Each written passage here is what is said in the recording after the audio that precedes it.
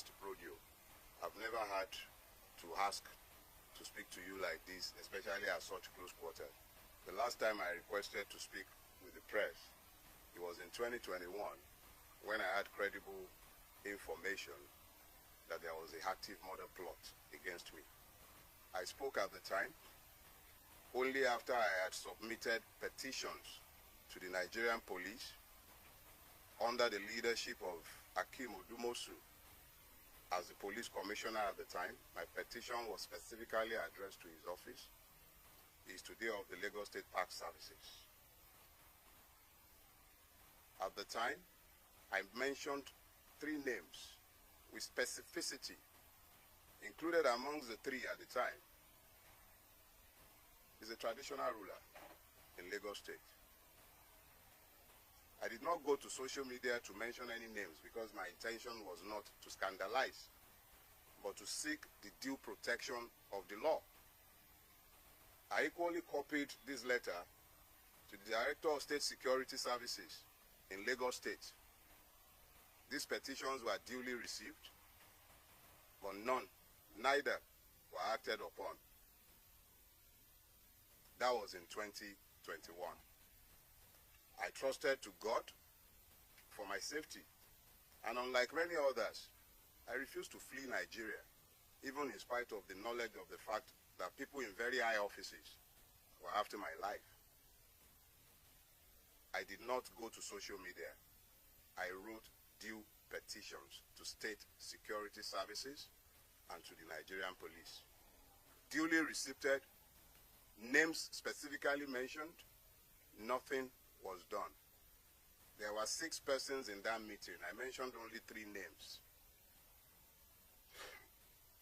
Now, fast forward. On the 11th of November, we received, a letter was received in my former office, my law practice, where the office had left now, inviting me to Zone 2, Onikon.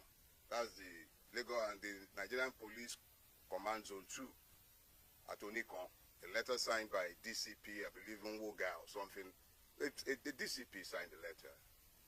And they were said to be on a dispute resolution or something along the line, and my attention was required. I received that letter on Monday the 11th, right? Yes, Monday the 11th. And I was required to come on Wednesday the 13th. I had a medical appointment that morning, a very urgent one. I shelved it. I attended Zone 2. They asked me to be there by 10 o'clock. I was there. I was there by 9:45. On getting there, I was presented with a petition written by a lawyer purporting to act for no less a person than the very best friend of our president in the Nigerian branch, Mr. Tony Elumelu, alleging that I had defamed him and cyber-stalked him. I struggled to maintain my composure because I was exceedingly provoked by the frivolity of the stupid, very stupid, self-indulgent petition. But I answered it because I was asked to write a statement. And I wrote my statement, owning each and every word that he alleged that I said in defamation of him.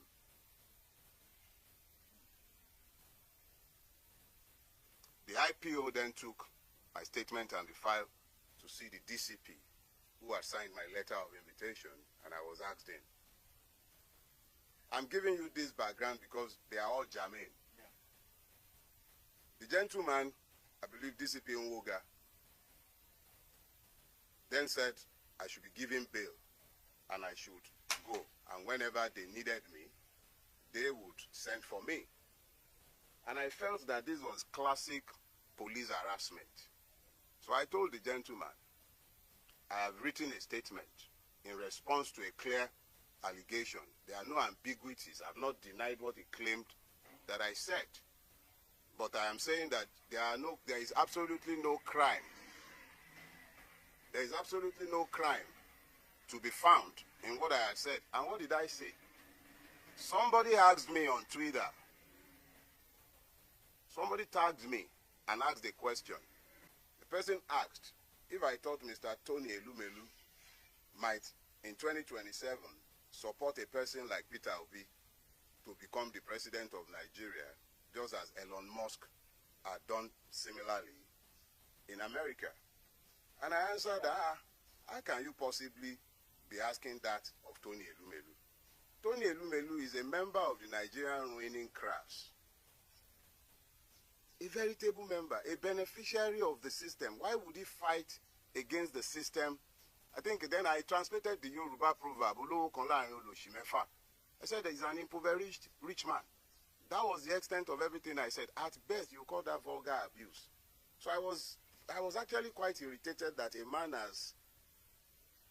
I expect that someone like Tony Elumelu should be too busy to be nitpicking about what opinion anybody might have to say, whatever anybody might have to say about him. Least of all, someone like me, tiny me, who am I that I am of interest or that he cares about what I have to say? I'm admittedly a madman. I told all of you severally. So I didn't think I should be of interest to Tony Elumelu. So I was irritated, and I made my irritation clear. And I told the gentleman, DCP Nwuga, if you have a charge for me, keep me in your cell. Today is Wednesday. At the latest, by Monday, you should be done drafting your charges. So keep me in your cell. When it is Monday, you would have been done with filing your charge. You can then take me to court. They didn't build your cell for goats. The people in there, they are not animals. Me, I'm not taking bail. At this point, he went up to what I now later realized was the AIG's office. Long story cut short, after some back and forth, the AIG asked us to come in because Nwuga was in, we were outside. I was outside. You pardon me, I don't know how to pronounce this, everything. So we were outside and we were eventually asked to come in. And it was at that point that I recognized that one lawyer, the lawyer who wrote the petition had been hanging around whilst my statement was being taken, whilst I was in the DCP's office. I didn't know who he was, but now he was in the AIG's office. And the AIG asked him, do you have the authority of Mr. Elumelu to write this petition? He said, yes, he did. So the AIG said, well, you would have to tell your client to write us himself under his own hand to ask for Mr. Farotimi's prosecution. I was incensed that he would be asking that. But I could also recognize the delicacy of his position. Here is the very best friend of Mr. President who just went to France with him, demanding the prosecution of an irritant like me. Who was I? But the AIG used his discretion, and me, I'm a Yoruba boy. When somebody has tried to diffuse a situation, I accepted the way he diffused the situation. So he asked us to go. He told the man who had been talking bail that Mr. Farotimi is not unknown to you. When you asked him to come, he came at your invitation. I'm sure if you need him again, you can always ask him to come. You will soon understand the importance of this background. Just bear with me. So when we got back downstairs, DCP turned to me and said, come back next week, Thursday. I had things already scheduled for that day. I did not argue. I became aware that some men purporting to be policemen from the Ekiti State Police Command were in Lagos on a mission to abduct me. I believe the Ekiti State Police Command is under the Zone 2 at Onikon. I was at Onikon repeatedly, and nobody was aware of any form of interest in me by the Ekiti State Police Command, or any police formation for that matter. So at this point, knowing and being very familiar with the evil forest that we call Nigeria, because that is what we have built. So living in this evil forest, it became particularly clear that I must be very careful with my movement, because there were kidnappers on the prowl, or perhaps hired killers, because this could definitely not have been policemen. I wasn't missing, I wasn't lost, my whereabouts was not unknown. But these persons were intent on abducting me. Knowing all of this, I was forced to avoid publicizing the funeral services of my father-in-law, which took place in Ibadan last week.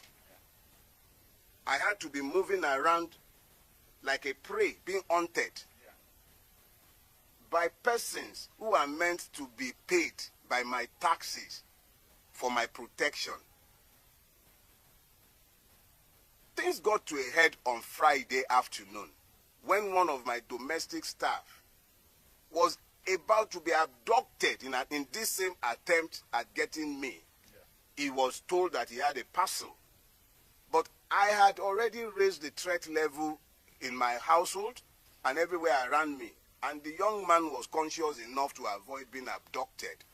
But these persons abducted the security staff of a company in which my wife had as interests. And we had to strive to have this person bailed by that evening. Now, this was where it began to get interesting, because now I had to try and find out exactly what was going on. And I thank God for grace, because we must all become very clearly aware that there are times when you will be waiting to find angels with wings, but the angels that will be sent to you might not come with wings. But there have been men and women who stepped up to the plate in the last couple of days with information, and information is power. It came to my knowledge that there is a charge that had been fraudulently preferred against me before a court in Ekiti State at the instance of Chief Afebabalola. This charge had been fraudulently preferred, hidden from view, and the court had purportedly demanded my presence multiple times, and I had failed to appear before this court. And this court had then proceeded to issue a bench warrant for my arrest. This is classic Afebabalola. I detailed his corruptive influence in my book, Nigeria and its Criminal Justice System. And what he has done is exactly what he has always done in hiding, but he has done it this time again. And the calculations were that I would have been picked up, taken before this judge, who must have either been compromised or misled in Ekiti. And I would have been remanded in prison custody for being somebody who was meant to face trial and who had refused to bring himself to court. I am reliably informed that social media influencers had been paid to spin these narratives after my arrest. Human rights activists have been positioned to start speaking after my arrest, including one Agbaya. High offices in this country have been compromised in pursuit of my persons. High offices, from the Inspector General's office, because the police have been subverted. The Attorney General of the Federation needs to examine himself, because his office has been somehow linked to this as well. I do not know if the presidency is directly involved in this, and I will not make frivolous charges. But high offices have been subverted in pursuit of a criminal purpose. I have committed no crime, done nothing wrong. If I have committed any wrong for which the state requires my attendance in a court or at a police station, they know exactly where I live. I will live only once, but I will not live cowering to any man. Let us be clear. If and when I have a charge to answer before a court, you all know where I live. I'm not hiding, and I'm not running away from anybody. Let us be very clear about that. I will never run away from Nigeria. We all have to pretend that we are in a democracy, and we have to pretend that we are citizens, and we have to pretend that we are a country ruled by law. And by all means, you will pretend that we are. I have done nothing. And if I have a charge that should be preferred against me, bring it on. I'm happy to come to court to have my day. If there is a crime, there must be justice, not only for the person who is aggrieved. There must be justice for the accused. And there must also be justice for the system. This is not how to build a rule-based system, where the system itself becomes so criminal that policemen were engaged in criminality. I was at zone 2 twice. But this, they never reported in any police station in Lagos. Never. This was a rogue operation designed to achieve a criminal purpose. Gentlemen of the press, I'm a Nigerian, Watts and all. I'm not different from any one of you, but I desire a better Nigeria. And in my desire for a better Nigeria, the only weapon I have employed, whilst others have picked up guns, whilst they've picked up lies, blackmail, the only weapon I have ever used is the truth. It is sufficient both as a weapon and as a defense. If you are not happy with anything I have said, whether it is the one that is busy complaining that I say that he's an impoverished rich man, or the one that is angry that I told the truth of his corruption of the society, or any one of them that are angry about what I have done, the only thing that binds all of us, and by which we are bound, is fidelity to the truth. If I have done anything wrong, drag me to court. Stop all this underhand surreptitious move, and let me be very clear. A petition is on its way to the National Judicial Commission. Let it find out exactly who this judge is. I will not dignify this fraud. I will not dignify it. I have already filed a fundamental human rights enforcement suit against all the parties, and I will submit all the necessary petitions both to the Police Service Commission and to the Judicial Service Commission. This is fraudulent and is fraud in the face of the entire nation. Thank you very much.